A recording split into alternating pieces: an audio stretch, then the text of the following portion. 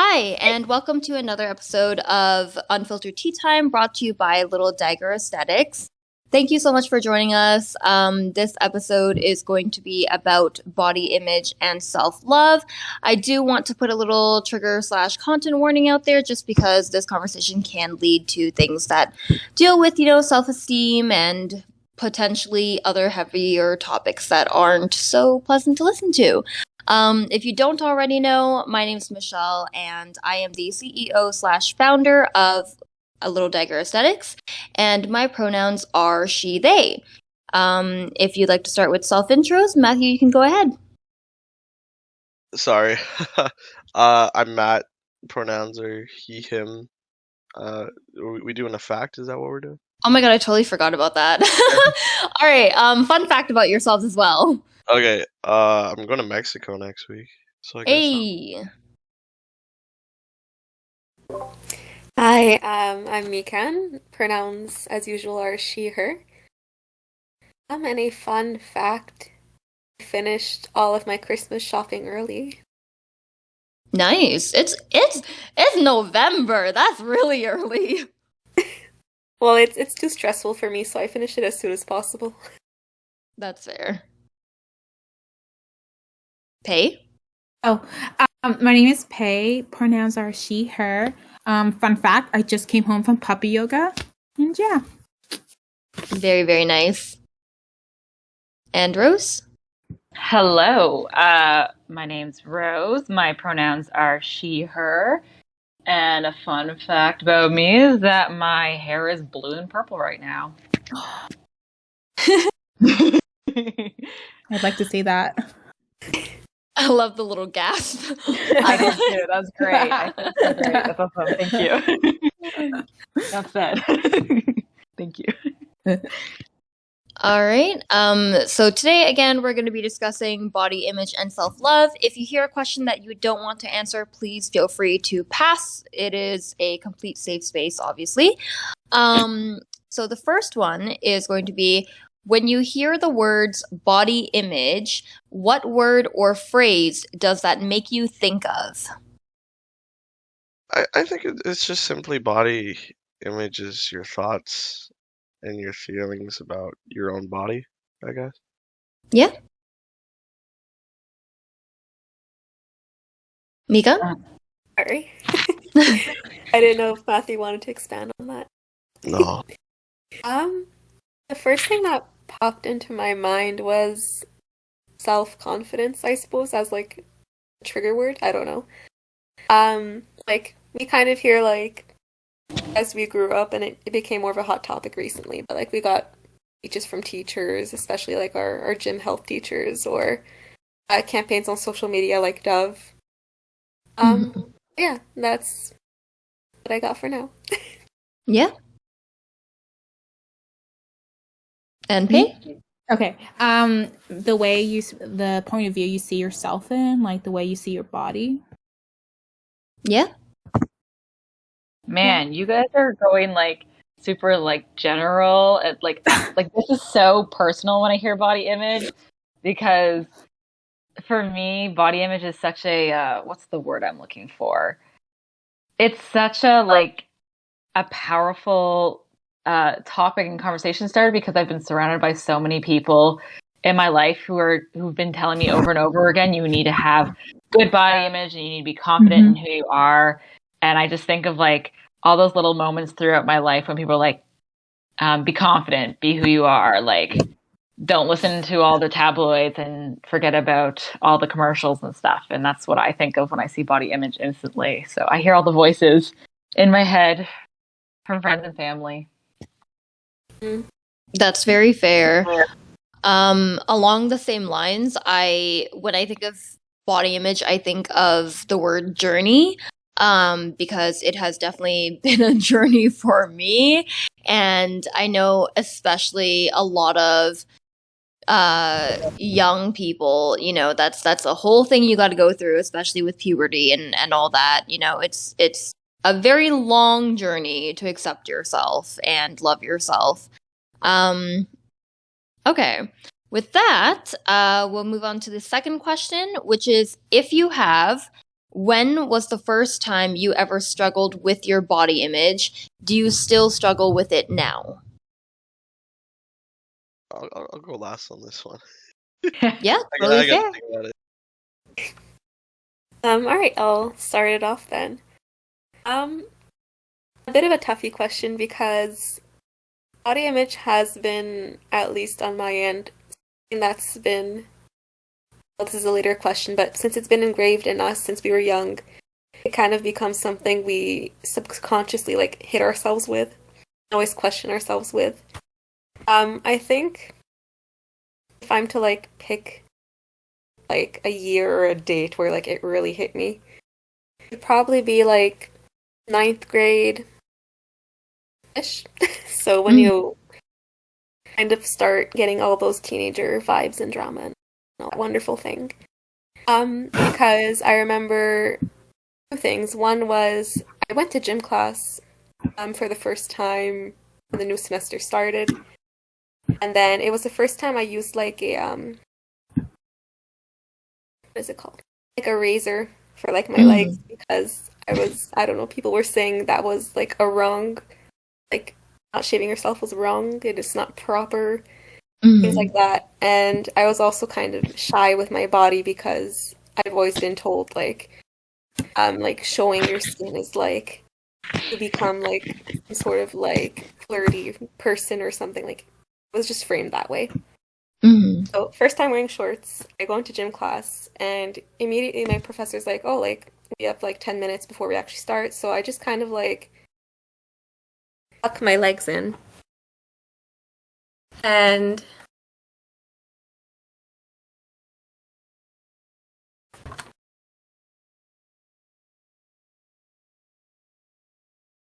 Oh, did we lose her?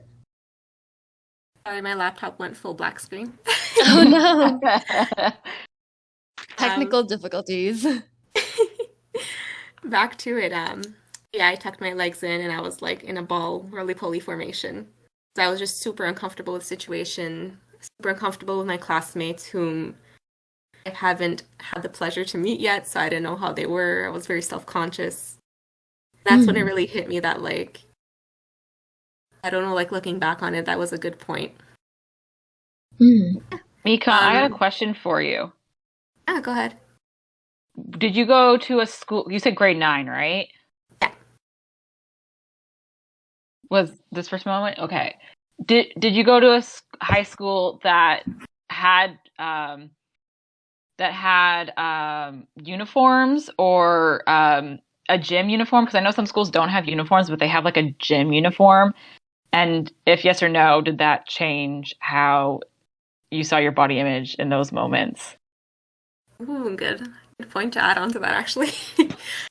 So my high school didn't have any uniforms whatsoever. You just wore whatever you wore, but they had policies like your shorts can't be shorter than your like arm length, or like you can't. I know at some point someone got in trouble for like showing her shoulders. Like there was we were in a Catholic high school for context. So there's really picky rules about that, but no, we didn't have a uniform, but we did have rules around it. Oh, and do we still struggle with it now? Yes, I feel like Michi used the right word for it. It's a journey, and it's not over. So as time goes on, I'm sure I'll talk to myself internally, see how that goes. Yeah. Pei? Yeah. Can you repeat the question again, Michelle? No problem. It's if you have, when was the first time you ever struggled with your body image, and do you still struggle with it now?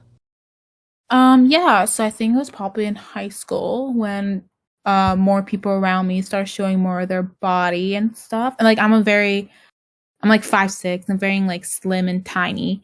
So like I have really long legs, and a lot of my friends wear shorts or ripped jeans, and I would feel very uncomfortable showing my legs because I would think they'd be too skinny. And I think now I still struggle with showing my legs. Like personally, I'm not the type to wear shorts, but I will still wear ripped jeans. I'll wear some skirts, but I think like the body image, right? Like everyone sees like different expectations for themselves. Like I'm like I said, I'm very petite. Like I don't have that much curves, and all my friends they have curves, or they're like 5'2" and so on. But yeah. That's fair. Honestly, this is gonna sound really random, but like first of all, I think every single person in this call, like y'all are hot. I for some reason have just been like blessed with like really hot friends. Like I don't know what happened, but like okay. I will tell you though, Pei, like I don't know if I've ever told you this, but the first time that we ever met, which now is like what, 4 years ago? Yeah, 5? a while ago. The first day that I ever met you, my first thought just looking at you was, I wish I looked like her. Really? Like, yeah, like not that there is an ideal body type, you know, I don't believe there is one.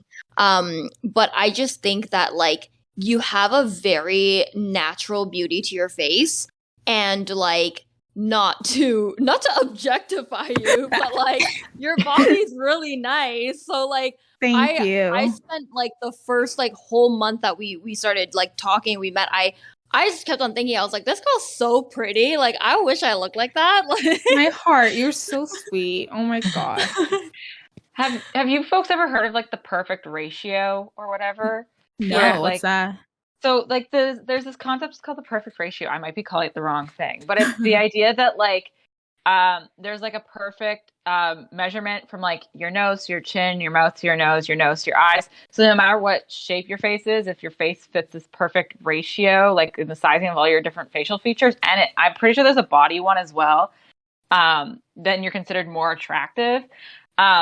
First, I think a lot of it's kind of bullshit, but also like at the same time, like when I look at people and I'm like, oh my God, you're so attractive, or I wish I looked like that.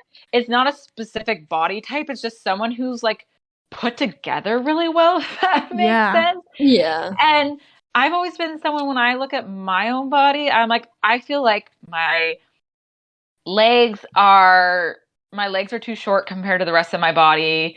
And like my hands are too small for my body. And like that's something that's always been a hard thing for me with body image, is like separately, I guess if you wanted to like deconstruct me and like objectify me, you'd be like, oh, objectively those are like attractive body features, but like together I'm like, it doesn't mesh really well. And so I've always like tried to pick clothes that fit and make me look more proportional, I guess, if that makes sense. So whenever I see someone who's like really proportional, or like they have that like quote unquote perfect ratio, I'm like, oh my gosh, they're so beautiful. I wish.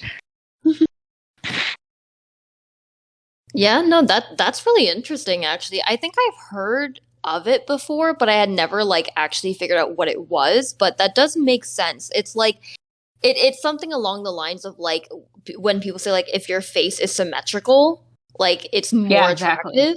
Yeah. Oh. Interesting. But on that note, Rose, for you, the struggled with body image question, if you like, you kind of touched on it, the first time.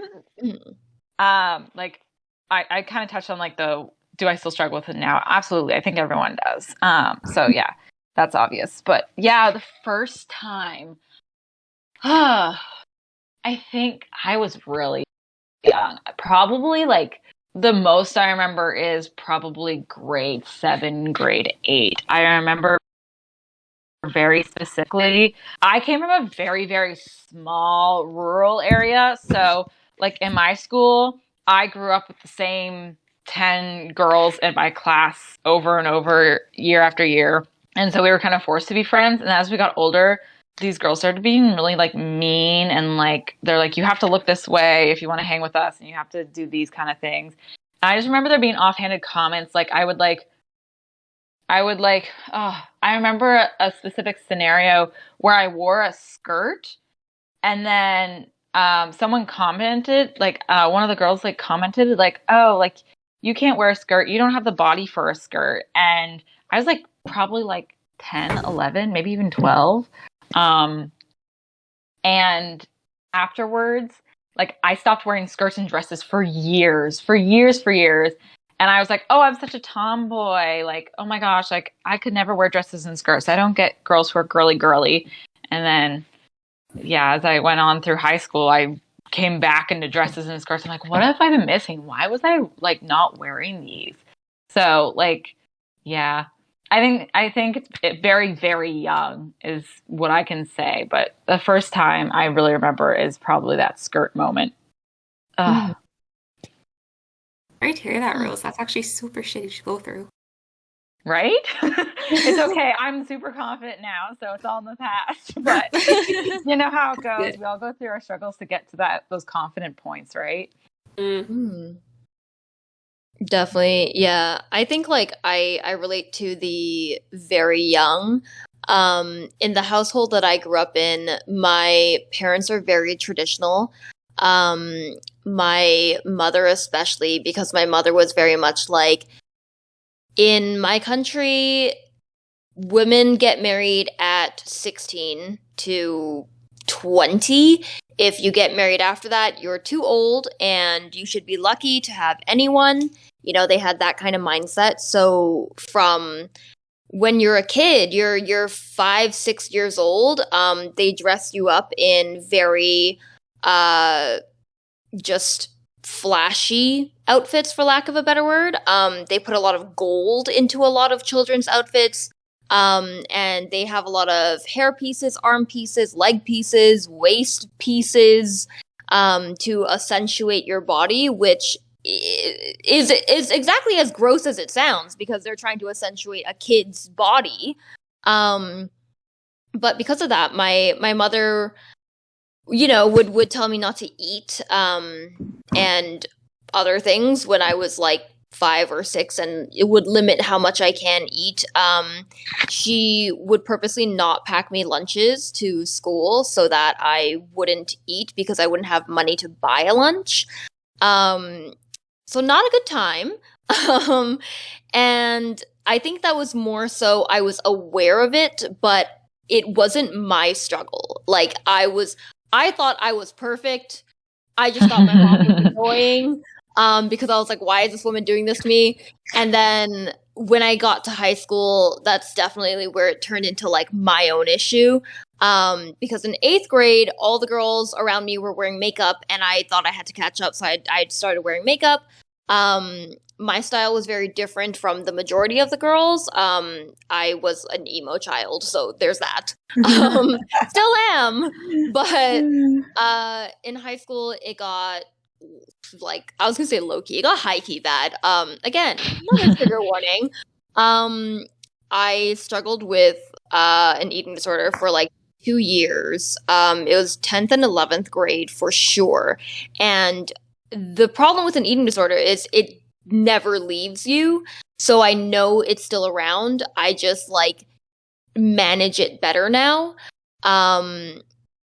It was terrible. I wore long sleeves and tights and all that to not show bone, because I was dangerously thin. And then I started eating better because my friends were encouraging me in the best way that they could. You know, I'm so blessed to have such great friends that have been there literally forever. Like Siren's on this podcast, and she's one of the people that would, you know, encourage me in a very healthy way. Like she would be like, oh, you know, like have some fruit because I know you like strawberries. You know, she wouldn't be like eat or like whatever that people say that's like really not helpful at all. So yeah, I definitely do still struggle with it now, but it's getting better. And again, great friends, and also like now a great partner who like will tell me that he's proud of me every time I finish a meal properly. So definitely helps. But yeah. Anyway, on to the next question. I think Matthew hasn't answered yet. Oh, I'm so sorry. I totally. I was really trying to think about how I wanted to word this, and my ADHD is on overdrive, so I'm gonna bounce back and forth. No, But that's I fair. think I don't remember the first time that I struggled with body image. I think around grade 9 is when I became, for a lack of a better term, a bigger dude. And I've always felt that if I was a bigger dude, then I'm gonna dress very nicely to counteract of that. Mm. As much as that doesn't make sense. But I think probably the body image I struggle with is just as relevant it is today, of even when I go shopping and I'm looking at really nice clothes I want to buy, and it's never in my size, and it kind of sucks. But I can't shop at the big and tall because I'm not that big or not that tall. So I'm at this awkward phase where it's like, well, I can't shop at a regular store and I can't shop at a big and tall. So I'm not sure where I'm supposed to go. Mm. There's this really one excellent online shop called One Bone that's made for shirts that hide your stomach when you put up your arms, let's say. But all the shirts are like $100. So probably that's my biggest struggle with body image is shopping and not knowing where I fit in there. But at the same time, I don't really like complaining because I know I could just change it if I wanted to. So that's kind of where I'm at. Now, That's fair. I know the server is mostly like femme or female identifying. I hate to call you out, Matt, but like the conversation of body image is so female focused because a lot of society and the media focuses on influencing women on a negative body image, and I'm so curious what it's like as a guy and what kind of like what's the word I'm looking for? The kind of narratives are fed to boys and young men growing up about their body image. What's your experience with that? I I obviously it's different than girls, but it's the same kind of dumb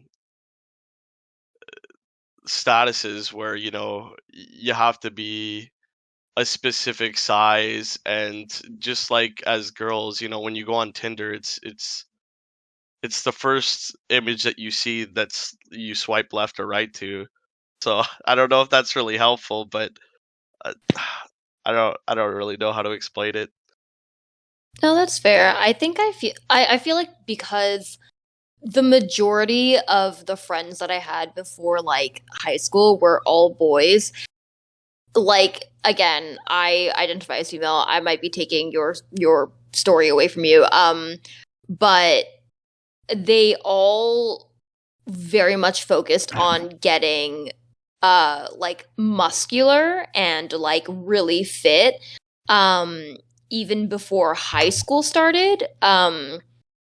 And I feel like that's like the difference, or one of the differences, I should say, not the difference, but one of the differences between like typically traditional men and women is that like you can see that a lot of women are told, to be fit, but the majority of it is to be thin. Well, yeah, right? for guys, I think it is more about being fit.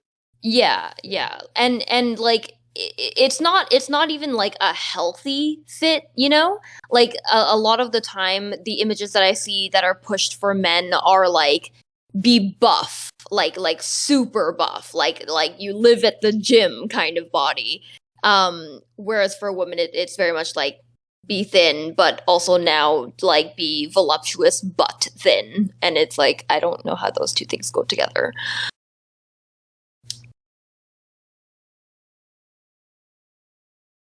Yeah, even with the new dad bod movement that I'm seeing like that's still packaged in a very specific way for men as well. Like they're like, oh, like it's good. You don't have to have a six pack abs. Women don't like that actually. Actually, we like dad bods, but there's a very specific kind of dad bod. Like you still have to have like muscular arms and legs with a little bit of like a pooch or like there's still a very specific body type when people say dad bod. Like you can't be overweight in other spaces. Like your weight has to be distributed the same way that with women's bodies. Like you're allowed to have weight that has to be in specific spots, whether that's your butt or your boobs or whatever, right? Hmm. Like I said, I just don't feel comfortable complaining because it's like I have the power to change it, so I don't I don't know. I don't like complaining about things like that. But I get, like I said, the only thing that really bothers me is like clothing sizes, I guess. I mean, no, that's fair. But at the same time, like, I guess not that I would want to make you the spokesperson at all, but I feel like, we whenever we're having conversations like this, we have to keep in mind like people that also can't really change it. So, yeah. Yeah, I'm not Sure. like I'm even thinking about you, Matthew. You're saying you have the power to change your physical features by like working out or whatever. And I know a lot of guys who work out for years and years, and I don't know if this is your case. You can speak if you want to, but they can't get those results that they're looking for, or they get a really negative body image out of going through that process of trying to achieve that specific body type. Which I agree with, and feel free to disagree because I told Michelle we're probably going to disagree on a few things in the topic. But I think a lot of people can change it and just don't, and that's why I don't like complaining because I know I'm one of those. I agree that there is some people that can't change that, and I mean it's unfortunate, and I'm sorry, but I think there's a lot of people that can that just won't, and I don't want to be one of the people that just complain when I know I could do something about it, I guess. I mean, that's fair. I just think that like when we're talking about, people that can maybe on the surface look like they change it, like I also want to always keep in mind that like people that seem like they can do something also might not for like invisible reasons, right? Because I watched a video like a while ago that was that explained a lot about myself to me actually, because I very much am that person that's like, if I had the motivation, I could just do this, I could just do that, I could, very easily do this. And this video explained that the majority of the time, laziness is not actual just laziness, when in fact, there are so many other factors to keep in mind and, give yourself the space to work with, right? Like, for example, like with, let's say, yeah, honestly, like if let's say, you gain a little weight and you're like, I could just exercise and I could just lose this. You could also be someone that's like, while I do have the means to exercise, why did I gain this weight? Like, was it from a depressive period? Am I still in this depressive period? Like mental health is such a big part of Bingo. like, Yeah. losing weight, loving yourself, gaining weight, all of that, right? Because if we boil it down to it, when I was going through my eating disorder, if it was just like I'm underweight, I can just eat, technically I could have, technically.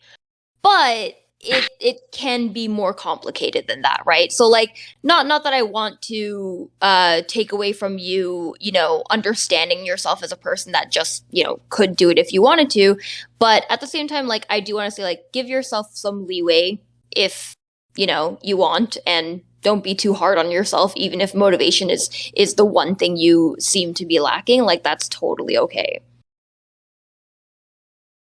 I completely agree with you, Mish. It's the mental health piece for me. There's something to be said that, like, yes, you can change things, but I've watched people absolutely destroy their mental health for the sake of like making their body look a certain way. Again, I'm going to be talking a little bit about eating disorders, so just a heads up to listeners. But I dated a girl for quite a while who also had a eating disorder, and people would just push her to eat meat, and it would make it almost worse, right? Like the fixing process would hurt her mental health more, if that makes sense, right? So there's a very specific way to go about those things because they can actually be harmful in their own right. And part of body image and the conversation about body image is figuring out that self-love piece and figuring out if you actually need to make changes. Mm-hmm. Honestly, I very much remember like when I was younger, again with the influence of like my family for sure. I always thought, you know, you should be thin, and thin is pretty. My mother would constantly make fun of people when we were out on the street, which was really, really awkward and just like really rude. And as a kid, you can't really say a lot to your parents because they are your entire world and make all the rules for you. But my mother would literally point at people and, you know, she would say it in Lao, and not many people knew Lao, but you can kind of guess, right? And I grew up with a very unhealthy mindset that I had to be thin, or else I would be one of those people that my mother would make fun of. And she always chalked it up to, if you are above a certain weight, you are no longer healthy. So I lived with that for very long. And it wasn't until probably even like halfway through high school that I realized like healthy doesn't really have one look. And there are definitely, you know, weights that will affect your health. You know, there's no denying that. There are weights that people have gone to where they can't walk anymore, right? But beyond that, it's like it's really none of my business what someone looks like. And if they are much bigger than I am, chances are they're probably more fit still, because I lose my breath as I walk up one flight of stairs. So, you know, healthy doesn't have one look. Mish, you've your mom a few times. I'm people can pass on this question. I'm just asking of my own curiosity, because I also kind of want to talk about my family and their influence on my body image as well. But how your parents perceived and taught you about how to perceive your body?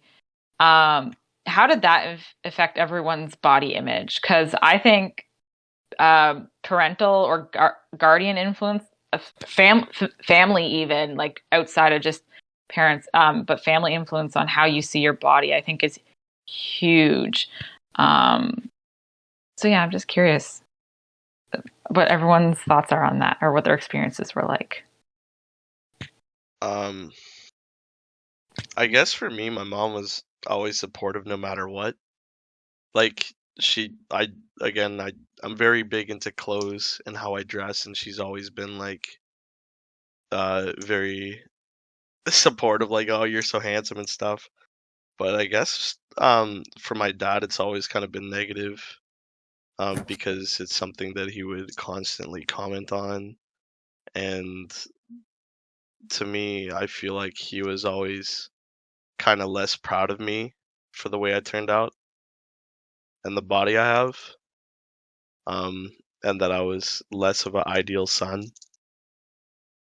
So I would say negative. On my end, it's negative indirectly, but positive directly, if that makes any sense. So, I'll have them say, "Oh, like you're beautiful," blah blah blah. Like whenever they had the opportunity, obviously, because, and at least in my family, I'm lucky they doted, so it was nice. But indirectly, they'd point at like singers, or like they didn't point to people on the street, but like in their own private bubble space, they'd point at like a singer on eTalk and be like, "Wow, she's so big," and then she starts saying things I'd rather not repeat. Things like that. So it was weird. I guess I'll go. For me, it was mostly, I think it was positive. Like, my mom's always like welcoming, and she wants me to be more like self-confident about myself, and like I don't show a lot of skin, like, because like my mom is religious, so like I try not to show as much skin, but like I kind of was raised in Canada versus our culture back home. So like my mom, like she kind of like sets the boundary at the same time with like revealing clothing, not too cropped or not too many rips. I like Mikan said, I also got a lot of like, oh, beautiful, love the outfit and all that. But yeah, well, for me, it was mostly positive, I would think. Yeah, so I have to give a shout out to my mom for this. This is the reason why I'm asking this question mostly, is because of how influential my mother was on how I see my body image today. Growing up, I grew up in a household where everyone walked around in their underwear around the house. Like, your body is your body. You feel comfortable and confident in it, which was huge for me. I know I come from a very conservative, traditional area, and it was always about covering up and like being ashamed of your body and don't show your skin. I remember family gatherings. If I was wearing ripped jeans or like something that showed my stomach or my boobs just a little bit, it'd be like, oh, like my aunt would like grab my shirt and like pull my shirt up and like those kind of things, like just like you shouldn't show your skin. But then when I came home, it was like, no, whatever, like it's your body, who cares what it looks like. And that was huge. But I also know something indirectly that really impacted my body image is how I watched my mother deal with her own body image. My mom tried all of the different like stuff. She did like those Pilates workout videos that were really popular in the 90s and the 2000s. She tried a different bunch of diets. She joined like Noom for a bit there. Like, she did a lot of those things. And she slowly and figured out that a lot of her weight struggles had nothing to do with her like activity and her mindset. It had more to do with her actual like health problems. She learned that her allergies were creating a lot of like swelling and inflammation that was putting a lot of weight on. And also she had really, really bad asthma. So it was really, really hard for her to do exercise because she could never breathe. And once she figured those things out, her body changed overnight and her health got so much better. And she's gained the body confidence over the years that has just been awesome to watch and see her bloom and be so much happier. And in that, she's kind of like opened up to me and my sister about it. And she's like, man, when I was in high school, I thought I was fat. I thought I was overweight. And now I see you and your sister, and I see how active you guys are and how strong and how beautiful you guys are. And you guys were the same weight and size that I was, because you've inherited my genetics, and you guys look very much the way I was in high school. And now I realize how she realizes how much her self-confidence was deteriorating, how she saw her own body image. And in that, she's made sure to build up me and my sister and assure us that like, you guys are doing great. Like, you guys are beautiful, you're healthy, and that's what's important. And yeah, that's been huge in just figuring out my body image.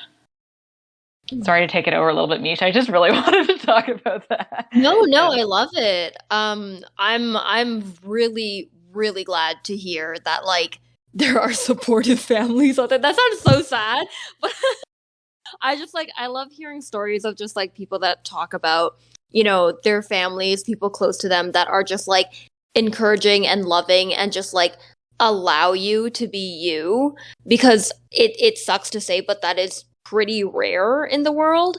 And I'm just like, honestly, just thank you to these parents, thank you to these people that are just like good people, finally, for fuck's sake. Like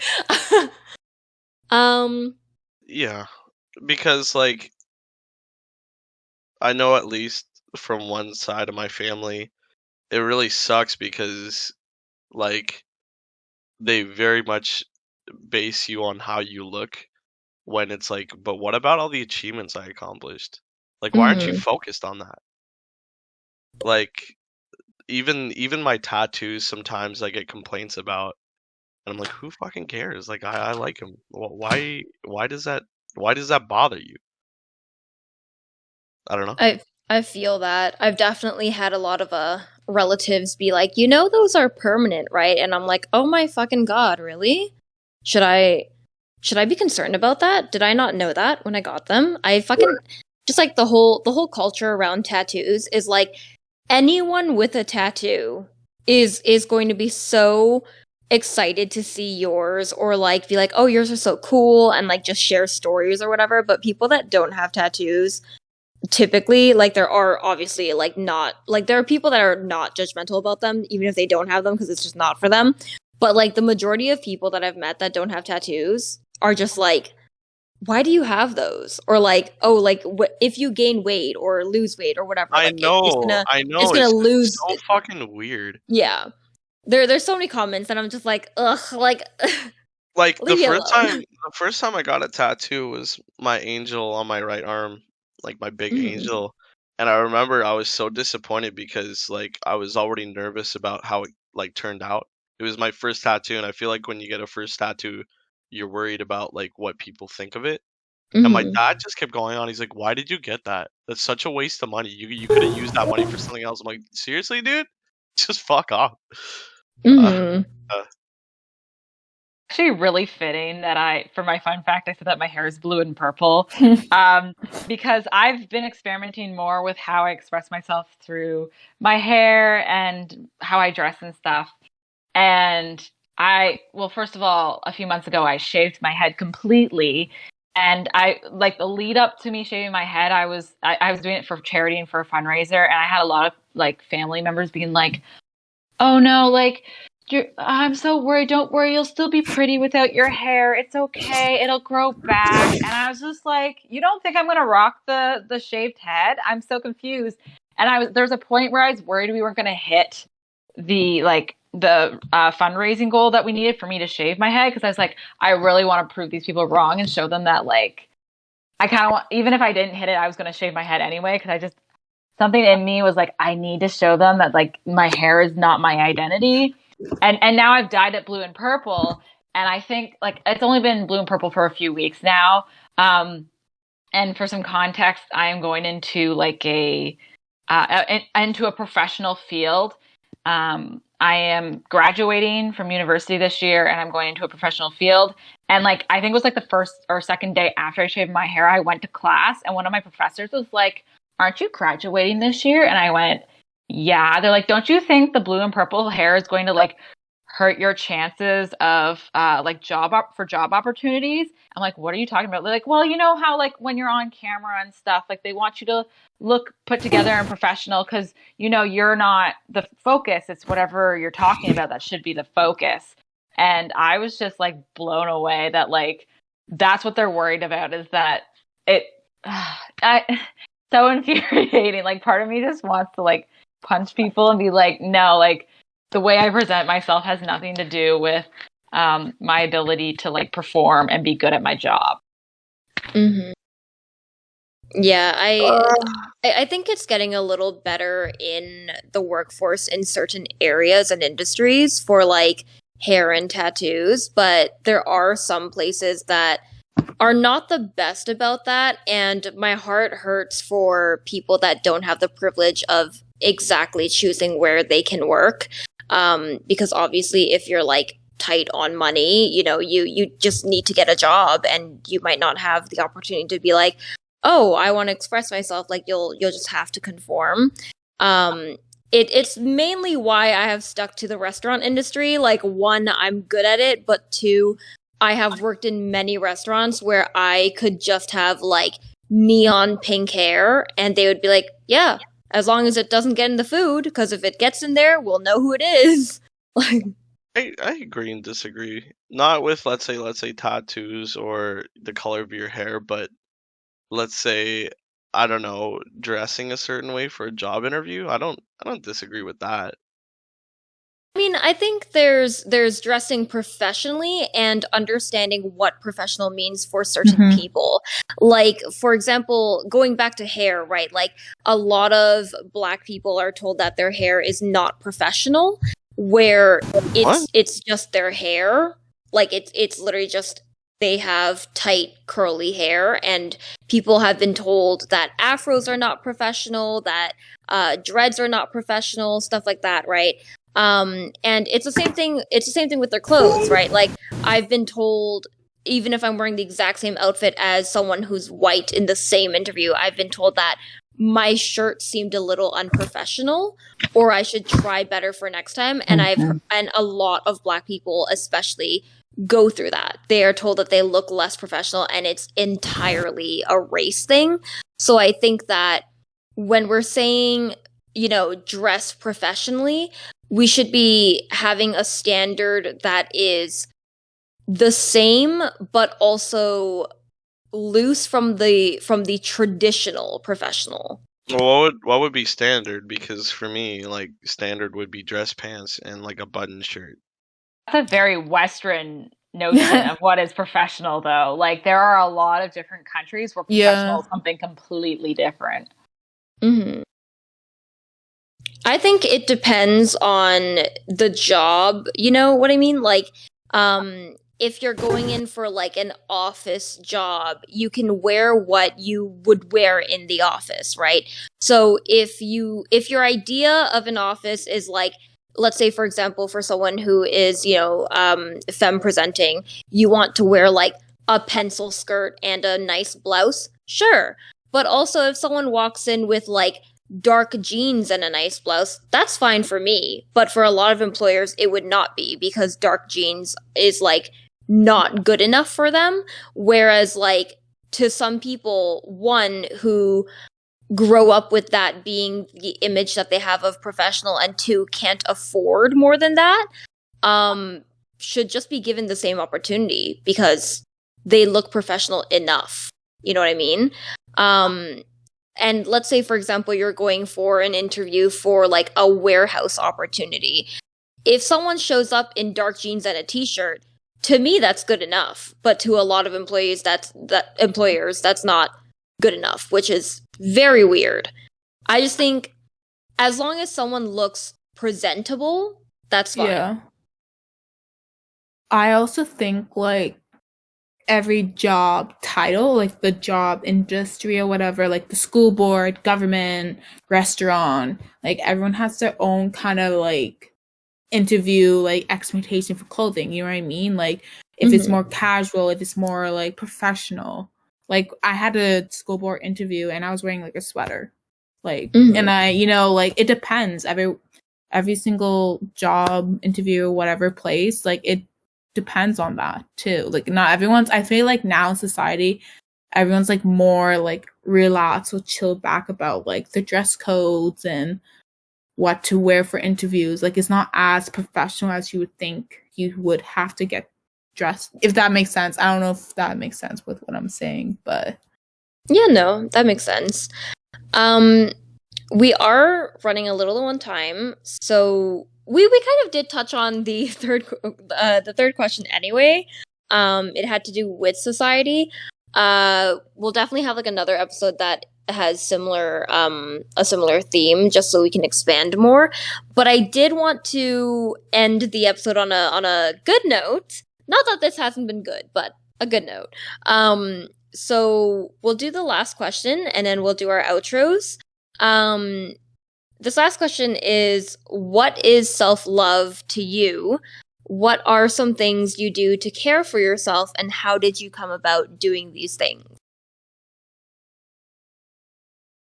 I'll go last again. No worries. I could go if no one wants to go. Sure. Like I struggle really, really bad with anxiety, and I tend to struggle with like fidgeting with like playing with my nails. Like I peel them, I bite them, and a way for me to like take care of myself, I treat myself like to once a month getting my nails done, and it makes me feel more confident because like I feel like I have big hands. Like when I have like nails on my hand, makes me feel like bougie, feel like I look a little bit nicer, my nails are done. So I think that's the way of like me taking care of myself, or like getting my hair done every like couple of months. And yeah, I think self-love for me would be just finding a way to treat myself to something I enjoy that makes me feel confident in a way. I like that. I need to get my nails done soon. I need to get a refill. I'm just saying, if anyone has good nail place recommendations that are less than an hour bus ride from downtown Ottawa, please let me know because I don't like my nail place anymore. So How far are you from Bayshore? a ways away. Okay, never. My place is like 10 minutes away from Bayshore, so I don't know. If I keep the job that I have and I can Uber there, I'll do it. But for I'll now, text- I'll look for a closer. Closer one. All right. Mikan or Rose, either or. I can give my 2 cents on this. Yeah. Self-love to you. That's a difficult question, but I guess it's just, I don't know, taking care of yourself in the little ways, and I can see how the nails can boost your confidence because I fully get that vibe. Yeah. But it's just kind of waking up and I don't know, just feeling okay with yourself some days just oddly boosts my motivation and like my self-confidence by a lot, and I don't know why, but just feeling okay and not having that like lurking negativity under it definitely is a plus. Some things I do to care for myself. So recently I bought a curling wand. Is that what it's called? Hair Oh curling yes, wand? a wand. Yeah, you can tell I'm new to the terminology. And yeah, I tried it out, and so for context, my hair is like frizzy, wavy, on the verge of curly, I guess. And like you mentioned before, if I ever go to like interviews or outside, I get really self-conscious because people see my hair and they're like, "Why is it unkempt?" When like I literally put like an hour into this, and it's just my hair's natural state either way. But yeah, so just getting that wand and like just lightly curling my hair in the way it's naturally is, but it kind of presses all the frizz down, made me feel so much like happier with myself. Like I go out and I'm like, look at my beautiful floofy hair. And it just made me really happy. So that's my little note. Rose? I think for me, self-love is being proud of my body for what it can do and it doing what it's meant to do. And going about to make sure that I'm loving myself it's kind of a tricky question to answer right now because a lot of the things that I did for self-care I've dropped recently, A, because of COVID, and B, because I'm having a lot of health issues right now.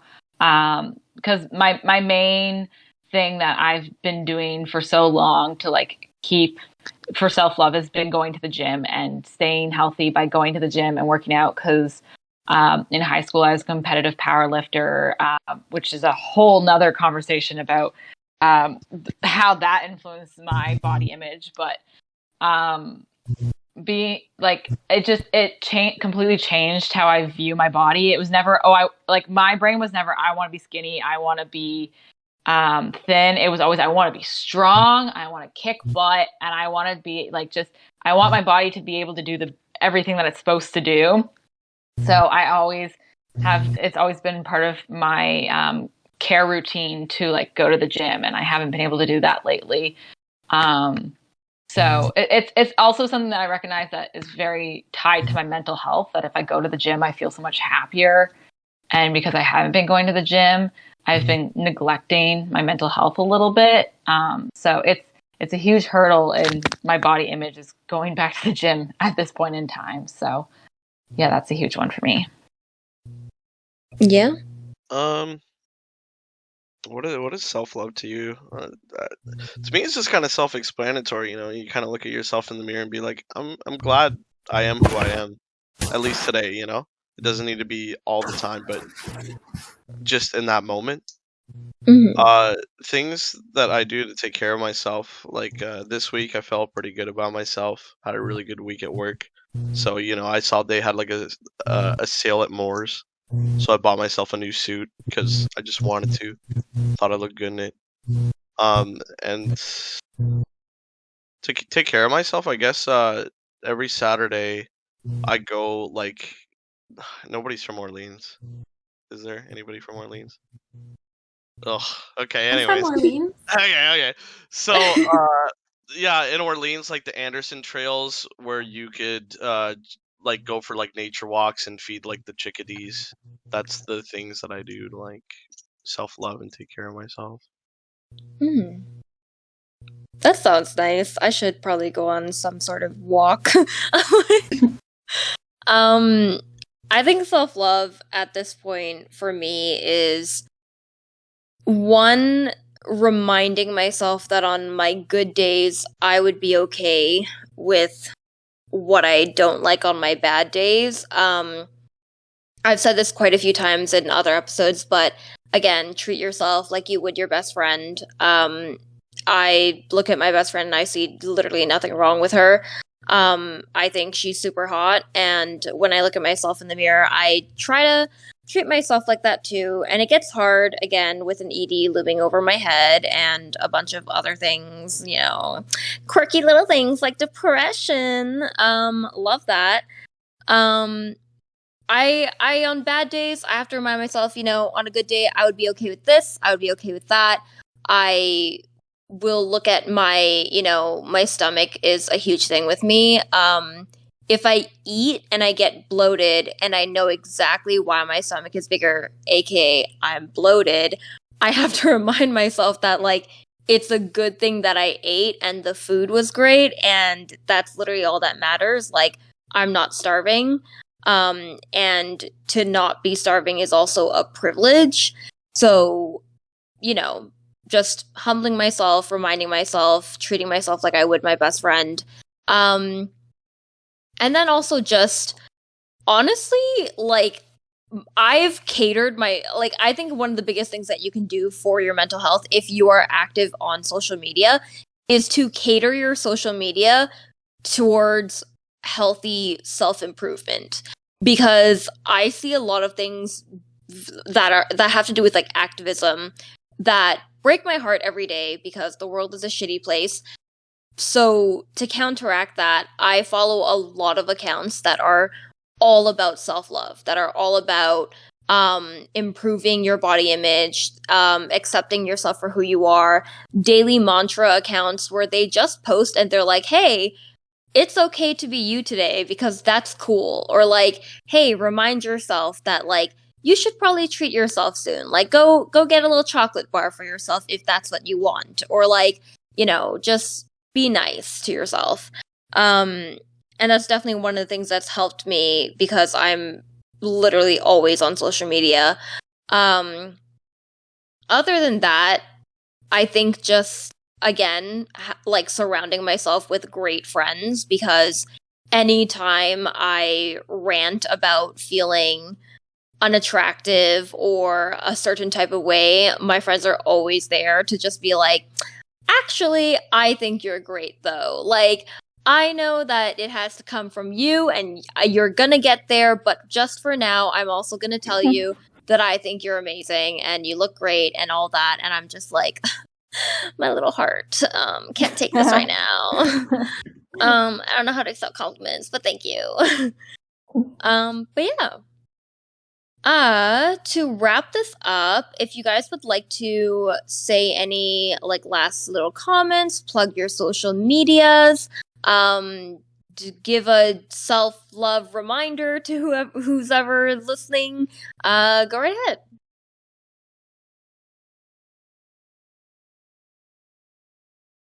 Or not, you don't have to. I'm sorry, I'm still sick. I'm just slowly dying in this chair. That was funny. The silence, Michelle.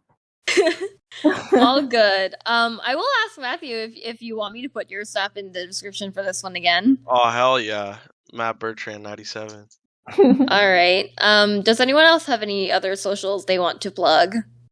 Can throw my Instagram in there if you want, Mish. I don't necessarily need people to follow my Instagram account, but I'm a journalism student, so I'm very heavily involved in journalism and politics. So I often do calls for people who I'm looking to like interview or who I want to hear their stories, so that I can write about them and spread their stories. So if you follow me, keep an eye out for my stories. and I might be looking for certain people to talk about certain issues. And if that's specific to you, then that's always helpful. So yeah. All right, sounds good. With that, thank you to everyone that listens to this. I still haven't set up the Spotify because I'm terrible with procrastination and just started a new job. Otherwise, follow Little Dagger Aesthetics on Instagram. Facebook page coming soon, probably. There's also my photography account now, which is a byproduct, for lack of a better word, which is Mitch J Photography. And yeah, keep up to date. Let us know what you want to hear. And drink water, as people tell me all the time. So now I pass on to you. All right. I really thought you were going to say something else. Oh, no. All right. Thank you so much for listening.